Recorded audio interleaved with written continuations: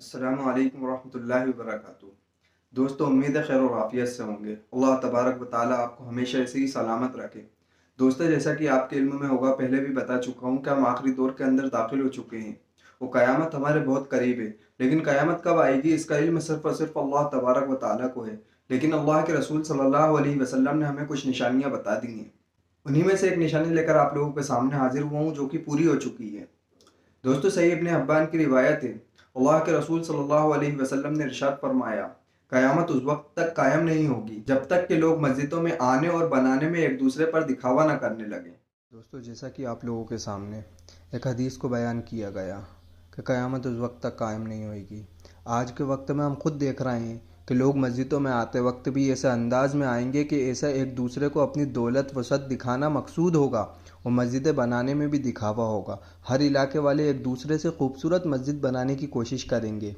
ابو درداء رضی اللہ تعالیٰ عنہ سے روایت ہے، انہوں نے فرمایا، جب تم اپنی مساجد کو سجانے لگو اور اپنے قرآن کو زیور وغیرہ سے آراستہ کرنے لگو گے تو تمہارے اوپر ہلاکت ہوگی۔ اللہ اکبر! ہم خود دیکھ رہے ہیں آج کا ماحول۔ ایک اور حدیث حضرت عبداللہ ابن عباس رضی اللہ تعالیٰ عنہ سے روایت ہے کہ رسول اللہ صلی اللہ علیہ وسلم نے فرمایا، جب کسی قوم کے گناہ زیادہ ہو جاتے ہیں تو ان کی مسجدیں بہت زیادہ خوبصورت بنائی جاتی ہیں، اور خوبصورت مساجد دجال کے خروج ہی کے وقت میں بنائی جائیں گی۔ اللہ اکبر کبیرہ! کتنی بڑی بات ہے، یعنی کہ دجال کا خروج بھی قریب ہے۔ ٹھیک کہتے ہیں کہ غلامی میں قوموں کی سوچیں بھی الٹ جاتی ہیں۔ اگر کسی علاقے میں خوبصورت مسجد نہ ہو تو اس علاقے والوں کو یوں سمجھا جاتا ہے جیسے اللہ کے ساتھ ان کا کوئی تعلق ہی نہیں ہے، جبکہ جہاں مسجد خوبصورت بنی ہو ان کو کہا جاتا ہے کہ یہ بڑے دیندار لوگ ہیں، لیکن یہ کسی کو پتہ نہیں کہ اللہ کی نظر میں کون کیا ہے۔ اگر کوئی اہل دل ان احادیث کا عملی تجربہ کرنا چاہتا ہے تو کچھ دن ان علاقوں کی مسجدوں میں سجدے کر کے دیکھے جہاں مسجدیں کچی اور سادہ ہوتی ہیں، پھر ان کو سجدے کی مٹھاس کا احساس ہوگا۔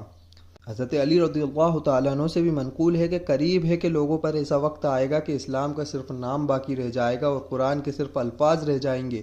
وہ مسجدیں تعمیر کریں گے حالانکہ وہ اللہ کے ذکر سے خالی ہوں گی۔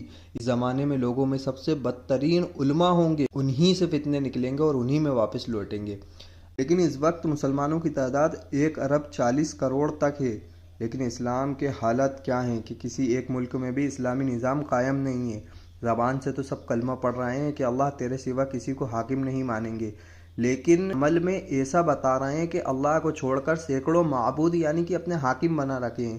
سجدے میں گر کر اللہ کی برتری کا اعلان کرنے والوں کی تعداد تو بہت ہے، پر حقیقت یہ ہے کہ انہوں نے اللہ کی حاکمیت اعلیٰ کو انسانوں کے بنائے ہوئے کفریہ جمہوریہ نظام کے ہاتھوں فروخت کر دیا ہے۔ جو کلمہ مسلمان پڑھتا ہے وہ اس کا اللہ کے ساتھ ایک معاہدہ ہے کہ اب وہ اللہ کے علاوہ ہر قوت کا، ہر نظام کا اور ہر طاغوت کا یعنی کہ ہر بت کا انکار کرے گا، اور نہ تو زبان سے اور نہ ہی اپنے عمل سے اس معاہدے کی خلاف ورزی کرے گا۔ لیکن آج کے مسلمان اللہ تبارک و تعالیٰ کو بھی راضی رکھنا چاہتے ہیں اور طاغوت کو بھی ناراض نہیں کرنا چاہتے۔ قرآن نے ایسے لوگوں کے بارے میں فرمایا ہے، یہ گمراہی اس وجہ سے ہے کہ انہوں نے ان کافر لوگوں سے جنہوں نے اللہ کی نازل کردہ یعنی قرآن سے نفرت کی، یہ کہا کہ ہم بعض باتوں میں تمہاری پیروی کریں گے، یعنی قرآن کی ساری باتیں نہیں مانیں گے، کچھ تمہاری بھی مانیں گے۔ جیسا کہ حدیث کے اندر ایک اور الفاظ آئے، اس زمانے میں لوگوں میں سب سے بدترین علماء ہوں گے، انہی سے فتنے نکلیں گے اور انہی میں واپس لوٹیں گے۔ اس روایت میں علماء سے مراد علماء سو ہیں۔